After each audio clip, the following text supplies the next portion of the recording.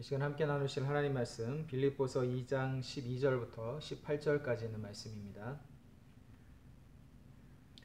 빌립보서 2장 12절부터 18절까지 우리 함께 봉독하겠습니다.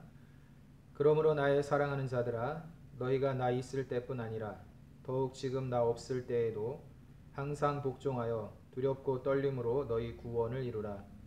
너희 안에서 행하시는 이는 하나님이시니 자기의 기쁘신 뜻을 위하여 너희로 소원을 두고 행하게 하시나니 모든 일을 원망과 시비가 없이 하라. 이는 너희가 흠이 없고 순전하여 어그러지고 거스리는 세대 가운데서 하나님의 흠없는 자녀로 세상에서 그들 가운데 빛들로 나타내며 생명의 말씀을 밝혀 나의 다름질도 헛되지 아니하고 수고도 헛되지 아니하므로 그리스도의 날에 나로 자랑할 것이 있게 하려 함이라. 만일 너희 믿음의 제물과 봉사 위에 내가 나를 관제로 드릴지라도 나는 기뻐하고 너희 무리와 함께 기뻐하리니 이와 같이 너희도 기뻐하고 나와 함께 기뻐하라. 아멘. 오늘 이 말씀을 가지고 구원을 이루라 라는 제목으로 하나님 말씀 함께 나누도록 하겠습니다. 우리의 선조들의 지혜를 엿볼 수 있는 것들이 여러 가지가 있습니다. 그런데 그 중에 속담이라는 것이 있어요. 짧은 한두 문장 속에 삶의 지혜를 엿볼 수 있는 적절한 비유와 풍자와 해학이 들어있는 것을 종종 보게 됩니다. 예를 들면 사촌이 땅을 사면 배가 아프다라는 속담이 있습니다. 여러분, 이 속담은 많은 사람들이 공감을 하지요. 원래 그러면 안 되는데 대부분의 사람들의 그 마음의 심리가 다른 사람이 잘 되는 것이 은근히 배가 아픈 겁니다. 시기가 나죠. 그래서 사촌이 땅을 사면 배가 아프다라는 속담을 통해서 사람들의 마음속에 들어있는 그런 시기의 마음, 또 다른 사람이 잘 되는 것을 배 아파하는 그런 마음을 이 속담을 통해서 담아내고 있는 것을 보게 됩니다. 교회 내에서도 이런 일들을 우리가 종종 보게 되죠. 예를 들면 교회 내에서 같은 그 직종을 가지고 장사를 하시는 분들이나 혹은 같은 그 직업을 가지고 계시는 분들 중에 은근히 이런 일들이 있는 것을 보게 돼요. 전에 사역했던 교회에서도 이런 일들이 참 많이 있었던 것을 보게 됩니다. 아무래도 교회의 규모가 조금 더 사이즈가 있다 보니까 비슷한 일을 하시는 분들이 꽤 많이 있었는데 그 중에 떡집을 하는 분들이 3분이나 계셨어요. 그런데 교회에서 행사가 있을 때마다 혹은 부서에서 행사가 있을 때마다 떡을 주문을 하게 되면 그렇게 보이지 않는 신경전이 물밑에서 많이 일어난다라는 그런 이야기를 많이 듣고 있습니다. 그래도 결국에는 그 중에 가장 맛있는 떡집을 사람들이 찾고 또 주문을 하는 그런 것을 보게 되었는데, 어쨌든 교회 내에서도 성도들 간에 이런 보이지 않는 문제가 종종 있는 것을 보게 된다는 것이죠. 또 이런 속담도 있습니다. 모로 가도 서울만 가면 된다 라는 말이 있어요. 모로 간다 라는 말은 비껴서 간다 그런 의미입니다. 혹은 옆으로 정로를 가는 것이 아니라 비껴서 가고 옆으로 가고 샛길로 가고 이런 것을 의미를 하는 것이죠. 그래서 모로 가도 서울만 가면 된다라는 말은 과정은 별로 중요하지 않게 생각을 하고 결과만 좋으면 괜찮다라는 식의 그런 사람들의 모습을 풍자하는 그러한 속담이다라고 이야기할 수 있습니다. 방법이 어찌되든 결과만 좋으면 그만이다, 그런 생각을 가지고 사는 사람들이 많이 있다는 거죠. 우리가 지금 살아가는 이 세상이 바로 이 모로 가도 서울만 가면 된다라는 속담으로 잘 설명할 수 있는 그런 세상이다라고 이야기할 수 있을 것 같습니다. 정말 온갖 종류의 사기나 속임수가 난무를 하는 그런 세상을 우리가 살아가고 있어요. 그 결과를 위해서, 물론 그 결과도 그렇게 정의로운 결과는 아니지만 어쨌든 개인적인 이익을 얻기 위해서 사람들이 속이는 일들, 사기를 치는 일들, 정직하게 못하는 행하는 일들이 너무너무 많이 있습니다. 요즘에 보험사에서 보험 사기를 벌이는 사람들이 너무 많아가지고 골머리를 앓는다 그런 이야기를 많이 합니다. 보험금을 타내기 위해서 별의별 기상천외한 방법을 다 동원해가지고 사기를 치는 전문 보험 사기단들, 이런 사람들이 많이 있다는 거죠. 법에 걸리지만 않는다면 장땡이다 라고 생각을 하는 그런 사람들이 있습니다. 이런 사람들이 바로 뭐로 가도 서울만 가면 된다라는 이 속담에 이야기하고 있는 그런 사고방식과 생각을 가지고 살아가는 사람들이다라고 이야기할 수 있습니다. 여러분, 뭐로 가도 서울만 가면 괜찮을까요? 정말 뭐로 가도 서울만 도착하면 그만일까요? 세상은 그렇게 살아갈지라도 성경은 우리 그리스도인들에게 이것은 굉장히 위험한 생각이다라고 이야기를 합니다. 은연중에 이런 생각에 물들어 있는 경우가 참 많이 있죠. 그리고 우리 그리스도인들 안에서도, 성도들 안에서도 알게 모르게 이런 생각을 가지고 살아가는 사람들이 있습니다. 특별히 이 이단의 사상을 가지고 있는 사람들이 이런 생각을 가지고, 사고방식을 가지고 살아가는 경우를 종종 보게 돼요. 여러분, 세월호 사건이 일어났을 때 이 세월호 사건의 중심에 있었던 사람들이 바로 구원파라는 사람들이에요. 구원파. 구원이 장땡이다 라고 생각하는 사람들이라는 거죠. 그들은 하나님께서 자기들을 구원해 주셨기 때문에, 이미 구원을 받았기 때문에, 확실한 구원을 받았기 때문에 이후의 삶에 대해서는 그다지 신경을 쓰지 않는 그런 사람들이에요.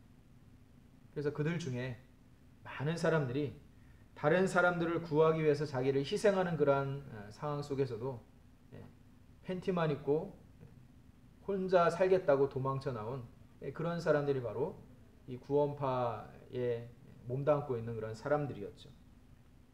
과거에도 이런 사람들이 있었습니다. 초대교회 시대에 하나님의 말씀을 제멋대로 해석을 하고 또 교회를 어지럽혔던 거짓 가르침을 가르쳤던 사람들 중에 영지주의자라는 그런 사람들이 있었습니다.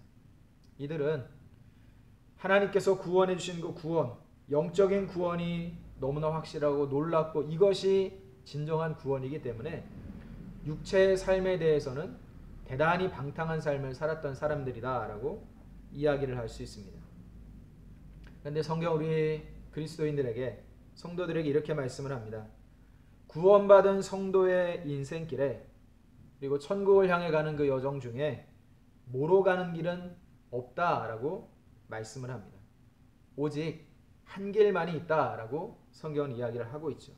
그리고 그 길을 성경은 이야기하기를 많은 사람들이 가는 그런 대로가 아니고, 큰 길이 아니고 좁고 협착한 길이고 험한 길이다라고 이야기를 하고 있습니다. 그리고 그 길은 우리 주님께서 걸어가셨던 길이고 또 우리 성도들도 따라 걸어가야 할 그런 길이다라고 이야기를 하고 있습니다.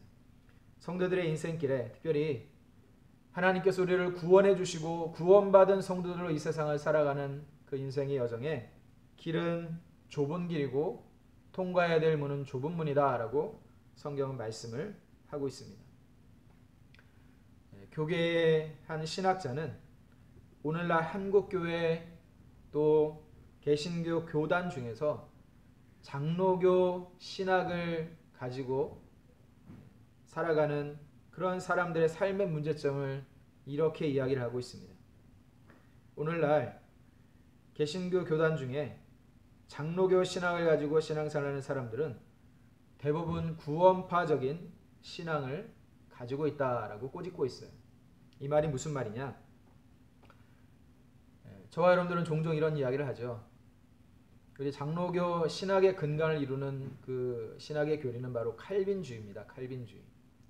칼빈주의 장로교 신학은 천국에 대해서, 구원에 대해서 전적인 하나님의 은혜를 강조를 해요. 인간이 어떠한 노력이나 의로운 삶이나 이런 것을 통해서 구원을 절대로 얻을 수 없다. 그래서 사도 바울이 이야기했던 것처럼 이신칭의 오직 믿음으로만 의롭다함을 얻을 수 있다라고 하는 이것을 바탕으로 해서 구원은 전적인 하나님의 은혜이고 그 하나님의 은혜로 말미암아 구원받은 성도들을 하나님은 끝까지 견인하신다, 이끄신다, 붙잡고 계신다라고 하는 그 신앙을 가지고 있어요. 그래서 한편으로 성도들에게 구원받은 것이 너무나 확실하기 때문에 천국은 따놓은 당상이다 라는 그런 생각을 가지고 살아간다는 것이죠. 이러한 것 때문에 장로교 교인들이 천국은 따놓은 당상이니까 그 이후에 삶에 대한 고민은 그다지 많이 하지 않는 그러한 모습으로 살아간다라고 한 신학자는 이야기를 하고 있습니다. 그런데 오늘 성경의 말씀에 12절의 말씀에 사도 바울은 이렇게 이야기를 합니다. 그러므로 나의 사랑하는 자들아 너희가 나 있을 때뿐 아니라 더욱 지금 나 없을 때에도 항상 복종하여 두렵고 떨림으로 너희 구원을 이루라. 구원을 말하면서 천국은 따놓은 당상이다 이렇게 이야기를 하고 있지 않고 어차피 천국은 우리가 어떤 짓을 해도 가게 될 것이니 안심하고 살아가라 라고 이야기하고 있지 않고 오늘 성경의 말씀에 보면 두렵고 떨림으로 너희 구원을 이루라 라고 말씀을 해요. 구원은 확실한 것이다. 구원은 이미 완성된 것이다 라고 말하고 있는 그러한 성경의 구절도 있지만 오늘 성경의 말씀은 두렵고 떨리는 마음을 가지고 너희의 구원을 이루라. 즉 이루어가라. 만들어가라 라는 그런 의미로 이렇게 표현을 하고 있는 것입니다. 두렵고 떨리는 마음이 없이 너무나 당연하게 생각하고 너무나 안심하고 삶에 대해 별로 고민하지 않고 삶에 대해 반성하지 않고 살아가는 것 이것은 구원과 그다지 상관이 없는 삶이다라고 성경은 말씀을 하고 있다는 거예요. 여러분 구원받았다라고 하는 말에는 두 가지 의미가 포함되어 있습니다. 이것을 중의적 표현이라고 하죠. 한 가지 의미만 담고 있는 것이 아니라 여러 가지 의미를 담고 있는데 우리가 구원받았다라고 말하는 이 말 속에 담겨있는 의미는 두 가지입니다. 하나는 완료형입니다. 이미 이루어졌다. 구원이라고 하는 것은 우리가 예수 그리스도를 구주로 고백한 그 순간에 성령 하나님께서 내주하셔서 우리로 예수 그리스도를 구주로 시인하게 한 그 순간에 이미 하나님께서 우리의 구원을 인치시고 확정하셨다라는 의미에서 구원이라고 하는 것은 완료형이다라고 표현을 한다는 것입니다. 예수 그리스도의 구속을 믿음으로 말미암아 이미 이루어진 것이 구원이다라고 이야기를 한다는 것이죠. 그러나 이것만이 있는 것이 아니라 구원받았다라고 하는 말 속에는 진행형의 의미가 담겨 있다는 것입니다. 구원은 점차 매일매일 시간이 지나는 그 과정 속에서 우리가 이 땅에서 살아가는 동안에 이루어져 가야 하는 것이 구원이다라고 성경은 이야기를 하고 있다는 거죠. 저는 종종 성도들에게 구원의 확신을 이야기하면서 이렇게 표현을 해요. 자, 한번 따라해 보시겠습니까? 한 번 구원은 영원한 구원이다. 한 번 구원은 영원한 구원이다 라는 말을 따라서 해보라고 이야기를 해요. 이 말은 하나님께서 우리를 하나님의 자녀로 삼아주셨다라고 하는 이것이 얼마나 확실한가라고 하는 것을 알게 하기 위해서 이러한 표현을 쓰고 있어요. 여러분 우리가 자녀를 기를 때에 자녀를 배 아파 한번 내 자녀로 이 땅 가운데 태어난 내 자녀로 살아가는 동안에 이 자녀는 죽을 때까지 내 자녀이죠. 한 번 자녀는 영원한 나의 자녀입니다. 이 자녀가 아무리 속을 썩여도 아무리 말을 안 들어도 또 내가 기대하는 말의 바대로 그렇게 잘 살아가지 못해도 속을 아무리 썩여도 한 번 자녀는 영원한 자녀예요. 심지어 너무너무 말을 안 들어서 너무너무 화가 나서 이제 인연을 끊자 호적에서 파내가라 라고 해서 서류를 정리를 해버렸어요. 법원에 가서 서류를 다 정리를 해버렸어요. 호적을 파내버렸어요. 인연을 끊겠다고 했어요. 그리고 인연을 끊었어요. 그런데 그것이 끊어집니까? 아니죠. 부모와 자녀의 관계는 영원히 이어져요. 영원히 이어집니다. 그래서 한 번 자녀는 영원한 자녀인데 사람도 자기 배 아파 낳은 자녀를 절대로 버리지 못하죠. 물론 요즘 세상이 너무너무 악하고 너무너무 세상이 정말 이상하게 변해버리는 그런 중에 보니까 부모 같지 않은 부모가 너무나 많아요.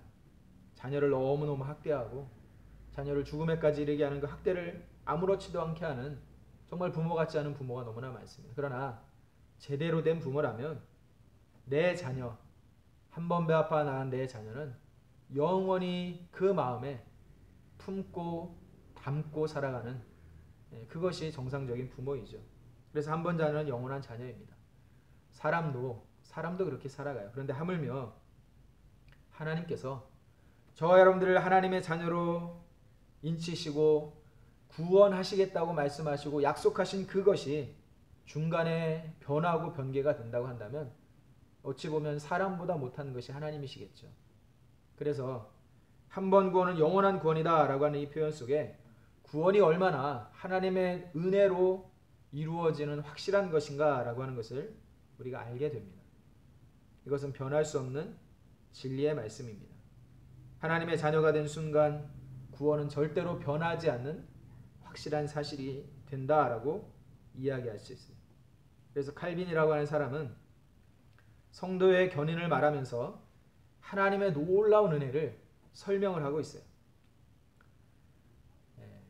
여러분, 사람이 손과 손을 맞잡은 것을 악수라고 하죠. 악수. 서로 손을 맞잡았을 때 한쪽이 손을 놓고 그 손을 뿌리치고 억지로 빼낼 수 있습니다. 그런데 여러분, 성도의 손은 하나님이 잡고 계세요. 내가 아무리 발버둥을 치고 그 손을 놓으려고 해도 하나님이 잡고 계시고 놓지 않으시면 절대로 그 손을 놓을 수가 없죠. 구원은 바로 이런 관계라는 것입니다. 하나님께서 저와 여러분들을 한번 잡으시면 내 자녀로 삼겠다고 말씀하시고 믿음을 고백한 그 사람을 성도로 하나님이 부르신 그 순간부터 하나님이 잡은 그 손은 절대로 놓지 않으시기 때문에 이 구원은 너무나 확실한 것이다 라고 이야기를 하고 있습니다. 그런데 구원은 이런 완료형적인 의미를 가진 완성된 구원의 의미를 가지고 있을 뿐만 아니라 오늘 성경의 말씀에 구원이라고 하는 것은 오늘 이루어가는 것이다. 현재 진행형으로 오늘 이루어가는 것이다 라고 이야기를 하고 있습니다. 거기에 더하여서 오늘 말씀해 보면 이 구원을 이루어가되 항상 복종하여 두렵고 떨림으로 이루어가라 라고 이야기를 하고 있어요. 여러분, 이 말은 불안해하라는 의미가 아니죠. 내가 한번 구원을 받은 것 같아. 나는 예수 그리스도를 구주로 고백했기 때문에 그 순간부터 하나님의 자녀가 되었어.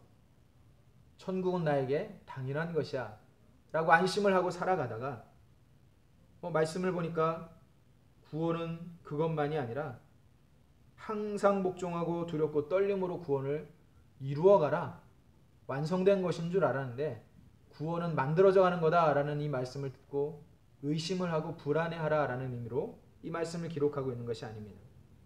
그렇다면 구원이 취소될 수 있는 거 아닌가? 하나님께서 나를 중간에 버리실 수 있는 거 아닌가? 라는 의미로 받아들여서 불안해하고 염려하고 또 의심하라 라는 의미에서 이 말씀이 기록되어 있는 것이 아니죠. 구원이 얼마나 확실한 것인가 라고 하는 것을 하나님 앞에 깨달은 그 순간부터 우리는 구원받은 자로서 이 세상을 어떻게 살아가야 되는가에 대한 고민이 그때부터 시작이 되어야 된다라는 것을 말씀을 하고 있는 거예요. 안심하고 그냥 가만히 있는 것, 이것은 구원받은 자의 모습이 아니라는 거예요.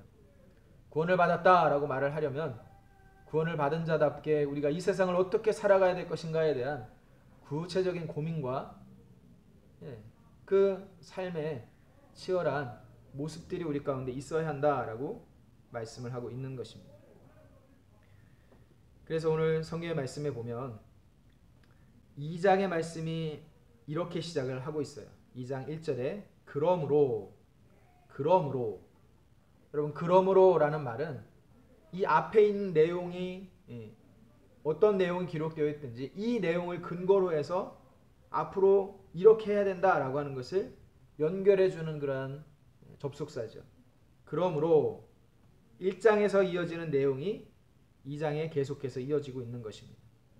그래서 2장 1절부터 4절의 말씀에 그러므로 이렇게 시작을 해서 성도들이 교회 안에서 어떤 모습으로 살아가야 되는가라고 하는 것을 계속 말씀을 하고 있어요. 계속 말씀을 하고 있어요. 삶에 대해서 계속 이야기를 하고 있는 것입니다. 그러므로 라고 하는 내용이 결국은 어떻게 이야기를 하고 있는 것이냐면 복음에 합당하게 생활을 해라. 복음에 합당하게 생활을 해라. 복음에 맞는 삶을 살아라. 너희가 복음을 받아들였으면 그 복음이 어떻게 살아가라라고 하는 그 말씀을 듣고 복음에 맞는, 복음에 합당한 그런 생활을 하고 살아가라라고 이야기를 하고 있습니다. 또한 믿음의 선한 싸움을 싸우라라고 말씀을 하고 있고, 비방자들 앞에서 회방거리가 없도록 믿음에 합당한 바른 삶을 살아라라고 이야기를 합니다. 여러분, 오늘날 교회를 향해, 성도들을 향해서 비방하는 사람들이 너무너무 많이 있죠. 교회라고 하면, 성도라고 하면 무조건 쌍심지를 켜고 원색적인 비난을 쏟아내는 사람들이 굉장히 많이 있습니다. 딱히 잘못한 것이 있지 않아도, 예를 들면 엘림교회가 딱히 무슨 잘못을 하고 있지 않아도 뉴스에서 어떤 교회가 잘못된 일을 했다라고 하면 교회 봐라, 저 봐라, 교회 다니는 놈들 다 똑같아, 나쁜 놈들이야 라고 이야기하면서 엘림교회도 색안경을 끼고 보는 것이 요즘 사람들의 모습이에요. 비방자들이 참 많이 있습니다. 회방자들이 너무나 많이 있습니다. 그런데 오늘 성경의 말씀에 보면 그런 비방자들 앞에서 회방거리가 없도록 믿음에 합당한 바른 삶을 살아가라 라고 말씀을 하고 있는 거예요. 비방하는 사람들이 비방을 하기 위한 건덕지를 발견하지 못하도록 복음에 합당한 바르고 선한 삶을 살아가라 라고 말씀을 하고 있는 겁니다. 그래서 1장의 내용에 쭉 이야기를 하고 2장 초반부터 2장 1절부터 11절까지 예수 그리스도께서 어떻게 살으셨는가, 예수 그리스도의 삶의 모습이 어떤 모습이었던가 라고 하는 것을 쭉 설명을 하고 있습니다. 예수님의 겸손함을 이야기를 하고 있고, 예수님의 삶의 자세를 이야기를 하고 있고, 예수님을 본받는 삶이란 바로 이런 모습이다 라고 하는 삶에 대한 이야기들을 쭉 말씀을 하고 있어요. 그리고 나서 오늘 성경의 말씀에 우리의 구원을 이렇게 두렵고 떨리는 마음을 가지고 이루어가라 라고 말씀을 하고 있다는 것이죠. 예수님께서 종의 형체를 가져서 자신을 비워 겸손한 모습을 보이신 것과 같이 우리 성도들도 자기 자신을 공동체 안에서 겸손하고 낮추고 순종하는 태도로서 구원을 이루어가라 라고 말씀을 하고 있습니다. 또한 15절의 말씀에 이렇게 이야기를 합니다. 이는 너희가 흠이 없고 순전하여 어그러지고 거스르는 세대 가운데서 하나님의 흠 없는 자녀로 세상에서 그들 가운데 빛들로 나타내며 라고 말씀을 합니다. 이 세상은 어그러지고 거스르는 세대라는 이야기를 합니다. 그 시대나 지금 시대나 사도 바울이 복음을 전했던 그 시대나 오늘날 이 시대나 세대는 어그러지고 삐뚤어지고 찌그러지고 거스르는 그런 세대다라고 이야기를 합니다. 그런데 그런 세대 가운데 섞여 살아가는 우리 성도들이 하나님의 흠없는 자녀로 세상에서 그들 가운데 빛들로 나타내는 삶을 살아야 된다라고 이야기를 하고 있습니다. 여러분, 빛을 비추면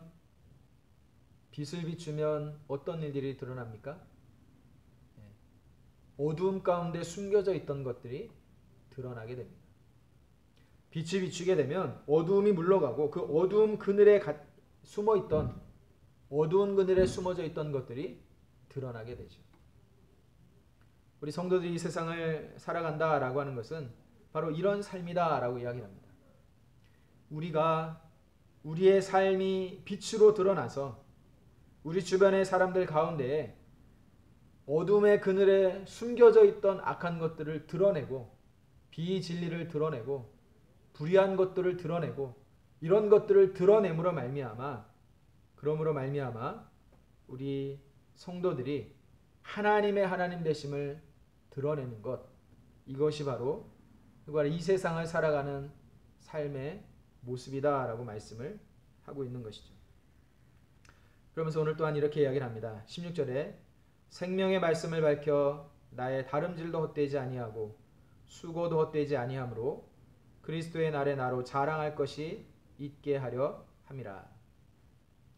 사도 바울이 성도들에게 계속해서 삶에 대해서 이야기를 하고 구원에 대해서 이야기를 하면서 우리가 예수 그리스도의 삶의 모습들을 어떠한 모습으로 살아가는지를 밝히 알고 배우고 이 삶의 모습들을 우리가 따라가야 합니다라고 이야기하는 이유가 무엇이냐면 그의 이 수고가 헛되지 아니하도록 하기 위해서라는 거예요.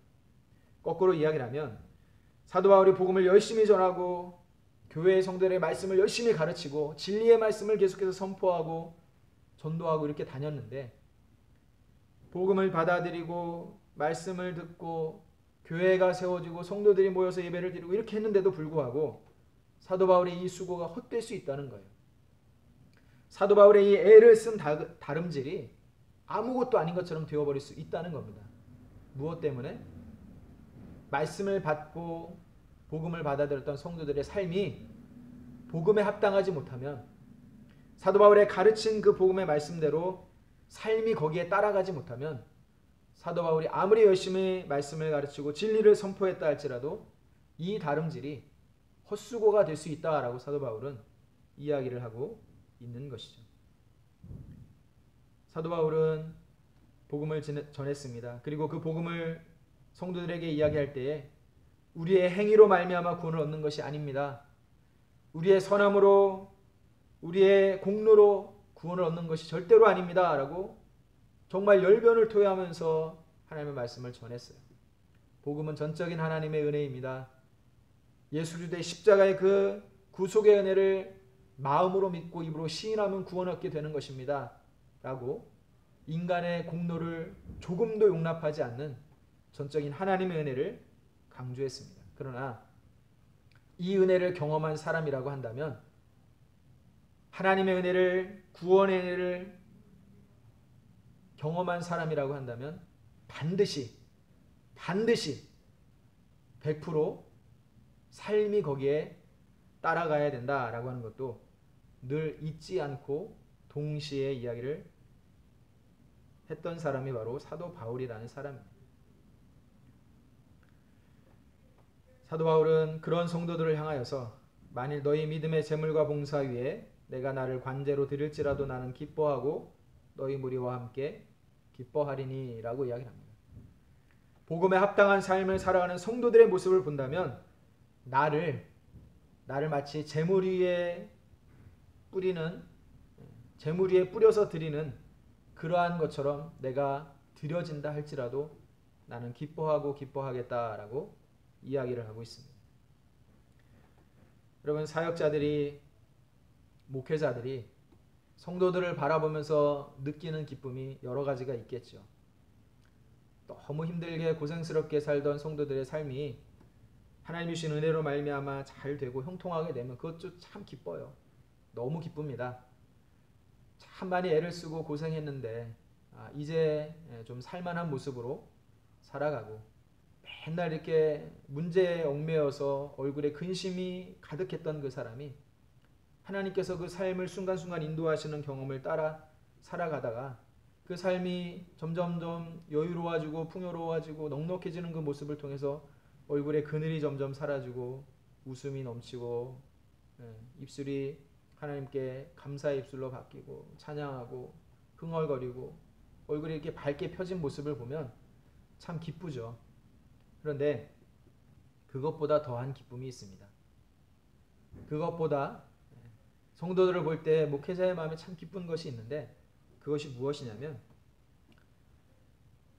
물질적으로 복을 받고 더 좋은 집으로 이사를 가고 더 좋은 차를 타가지고 기도해달라고 이렇게 오고 자녀가 좋은 대학에 들어갔다고 구역식구들과 함께 식사를 대접을 하고 식사 대접하겠다고 모시고 이러는 것보다 훨씬 더한 기쁨이 있어요. 그게 뭐냐면 하나님 말씀을 가지고 고민하며 사는 사람들의 모습을 볼 때 그 말씀을 붙들고 하나님 말씀대로 어떻게든지 살아보려고 애를 쓰는 그러한 모습을 볼 때 사역자의 마음이 참 기쁘고 감사하다라고 이야기를 합니다. 또 그런 모습을 볼 때 굉장히 큰 도전을 받습니다. 도전을 받고 때로는 그 모습을 보면서 스스로 내 모습을 돌아보게 되고 부끄럽게 여기는 그러한 때가 종종 있어요. 제가 사역을 하면서 병원에 신방을 참 많이 다녔는데 병원을 다니면서 볼 때마다 이게 이 모습이 이렇게 살아가는 성도의 모습이 정말 하나님이 기뻐하시는 모습이겠구나라는 것을 깨달을 때가 참 많이 있습니다. 한 번은 이런 일도 있었어요. 지난번에 한번 말씀을 드렸던가요? 어떤 성도님이 병원에 입원을 하셔서 심박 요청을 해서 갔습니다. 그런데 마을 버스에 깔리는 바람에 이 한쪽 몸의 한쪽 부분이 바퀴 밑으로 이렇게 깔리는 바람에 어깨뼈부터 시작을 해가지고 다 부서진 거예요. 한쪽이 갈비뼈도 나가고 어깨뼈도 나가고 쇄골도 나가고 팔도 부러지고 그래서 몸 한쪽이 그냥 전부 골절이 된 거예요. 그래서 병원에서 굉장히 위급한 상황이었는데 그래도 응급처치를 잘 해가지고 회복이 됐어요. 죽을 위기에서 이제 벗어나게 된 거죠. 병원에 갔더니 꼼짝을 못하고 누워있는 거예요. 온몸이 다 골절이 됐으니까. 근데 그렇게 골절이 돼가지고 꼼짝도 못하고 막 통증이 심해서 막 끙끙거리고 이렇게 누워있으면서 신방을 갔던 저와 전사님 앞에서 그런 이야기를 하더라고요. 죽는 줄 알았답니다. 버스 밑에 깔리는 그 순간에 막 뼈가 뚝뚝 부러지는 소리가 들리면서 죽는 줄 알았대요. 근데 그 순간에 많은 사람들이 건널목에 있던 많은 사람들이 몰려가지고 버스를 한쪽을 들어서 바퀴 밑에서 끄집어내고 병원으로 이송을 해주었는데 병원에 와가지고 정신을 잃었다 병원에 와서 정신을 잃었다가 다시 회복이 돼서 정신이 들어서 딱 깨어난 그 순간에 하나님께 감사했대요. 무엇을 감사했느냐? 머리를 다치지 않은 걸 너무 감사하게 생각했다는 거예요. 머리는 전혀 이상이 없었어요. 약간 이제 넘어지고 긁히면서 이제 타박상이 좀 생겼을 뿐이지 말하고 사고하고 생각하는 것에 전혀 문제가 없이 아무런 문제 없이 머리를 조금도 다치지 않은 그런 것이 딱 생각이 났을 때 너무 감사했다는 거예요. 팔다리 부러진 거야 시간 지나면 다 아물고 다 회복되겠지. 그러나 머리 다쳤으면 어떻게 했겠냐는 거죠. 그러면서 6개월 이상 병원에 계속 입원을 하고 치료를 받고 퇴원하고도 계속 그 후유증이 있어가지고 너무너무 고생을 하는 그런 가운데에도 그분이 그렇게 큰 사고를 당했음에도 불구하고 머리 하나 다치지 않은 것 이것 때문에 감사하는 모습을 보면서 감사란 이런 것이겠구나 라는 생각을 하게 됐다는 거죠. 아마 저 같으면 그랬을 겁니다. 차라리 데려가시지 나를 이렇게 반병신 만들어 놓으시면 내가 사역자로서 어떻게 덕도 되지 않고 이런 여러 가지 이야기를 했을 것 같아요. 그런데 오직 한 가지 그 상황 속에서도 감사하는 그 모습을 보면서 신앙생활이라는 게 이런 거구나 라는 생각을 하게 되었습니다. 하나님이 우리를 구원해 주신 그 구원의 은혜를 누리며 살아가도록 하신 그런 이유 중에 하나는 무엇이냐면 다른 것이 아니라 오늘 성경에 말씀하신 대로 하나님 우리를 구원하신 것은 그냥 천국은 따놓은 당상이니까 당연한 거니까 안심하고 살아가라 라고 삶에 대해서 고민하지 않고 방종하고 방탕한 삶을 살아가라 라고 말하고 있는 것이 아니라 항상 두렵고 떨림으로 우리의 구원을 이루어가라 라는 말씀을 통해서 성도들의 구원은 우리의 삶이 항상 그 받침이 되어야 한다라고 하는 것을 말씀을 하고 있는 것입니다.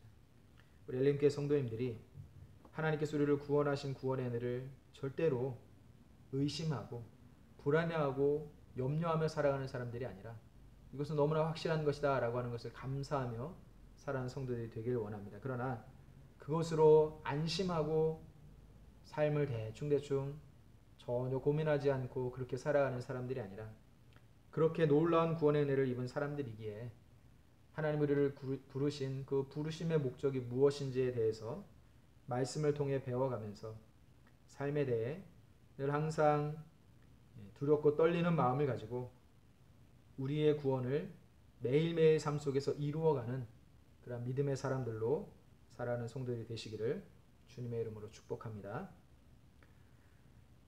이제 이번 주까지만 전체 온라인 예배를 드리고 다음 주에는 교회에서 드리는 예배와 온라인 예배를 병행을 하게 될 겁니다. 그래서 주중에 우리 남전도의 회원들을 중심으로 해서 교회 청소도 한번 싹 하시고 또 교회 방역도 다 하고 또 예배를 준비하기 위해서 교역자들하고 또 지휘자님과 더불어서 예배 진행을 순서를 어떻게 진행할지에 대해서도 이야기를 함께 나누고 그렇게 해서 예배를 준비를 하도록 하겠습니다. 그래서 그동안 참 많이 오랫동안 사모하는 마음으로 기다려 오셨는데 다음 주에는 우리 모두가 함께 즐거운 마음으로 기쁜 마음으로 감사한 마음으로 함께 모여 예배를 드리게 될 것입니다. 그래서 1부, 2부 예배를 나누어서 드릴 겁니다. 한꺼번에 다 모여서 예배를 드릴 만큼 공간이 넉넉하지 않기 때문에 1부, 2부 예배를 나누어 드릴 것이고요. 예배 시간은 1부 10시, 2부 11시 반 이렇게 나누겠습니다. 그리고 1부와 2부를 구역을 반씩 나누어서 이렇게 교대로 예배를 드리도록 할 거예요. 그래서 1부는 1구역부터 4구역까지 또 2부는 5구역부터 8구역까지 식구들이 그 시간에 맞춰서 함께 나누어서 예배를 드리도록 하겠습니다. 그리고 당분간 이렇게 예배를 드리다가 또 한 달 정도 되면 다시 1부에는 5구역부터 8구역, 2구에는 1구역부터 4구역 이렇게 시간을 바꾸어서 교대해서 이렇게 예배를 드리도록 하겠습니다. 그리고 이렇게 예배를 드리면서 주일학교 중고등부 예배를 어떻게 할지에 대해서도 한 번 더 고민을 하고 또 시간을 잘 조절을 해서 예배를 시작하도록 그렇게 하도록 할 것입니다. 이 일을 위해서 특별히 예배를 다시 드리는 이 과정 속에 교회 안에 불미스러운 일이 생기지 않도록 계속해서 기도해 주시고 또 교회는 교회 나름대로 잘 예방식도 잘 지키고 이렇게 해서 비방거리를 만들지 않도록 노력하고 준비를 하도록 하겠습니다. 그래서 우리 다음 주에는 정말 기쁘고 감사한 마음으로 함께 하나님께 예배할 수 있는 은혜의 시간이 있을 것입니다. 우리 함께 기도하시겠습니다. 하나님 아버지 은혜를 감사합니다. 하나님께서 우리에게 주신 구원이 얼마나 크고 놀라운 것인가를 우리가 잊지 않고 늘 감사하며 살아갈 수 있도록 인도해 주시니 감사합니다. 하나님 그러나 너무나 확실한 구원이지만 우리의 구원이 지극히 당연한 것이고 너무나 확실한 것이기 때문에 그저 안심하고 살아가라고 말씀하고 있지 않고 매일매일 하나님 앞에 두렵고 떨리는 마음으로 구원을 이루어 가라라고 말씀을 하시면서 우리의 삶의 모습이 어떠해야 될지에 대해서 예수님의 모습을 통해서 보고 배우고 따르라고 말씀을 하고 있습니다. 하나님, 우리 엘림교회 모든 성도들이 하나님의 구원의 은혜에 늘 감사하고 감격하며 살아갈 뿐만 아니라 구원받은 자의 합당한 삶의 모습으로 살아가는 우리 모든 성도들 될 수 있도록 인도하여 주시옵소서. 또한 하나님 아버지, 이제 교회에서 함께 모여 예배를 드리는 그런 예배가 다시 시작이 됩니다. 우리 모든 성도들이 불편하고 또 여러 가지 문제가 있지만 어려움이 있지만 이러한 가정들도 잘 지내게 하시고 예배 시간마다 함께 나와 하나님을 예배할 수 있는 기쁨과 감격의 시간이 계속될 수 있도록 은혜 허락하시고 인도하여 주시옵소서. 감사를 드리며 예수님의 이름으로 기도드렸습니다.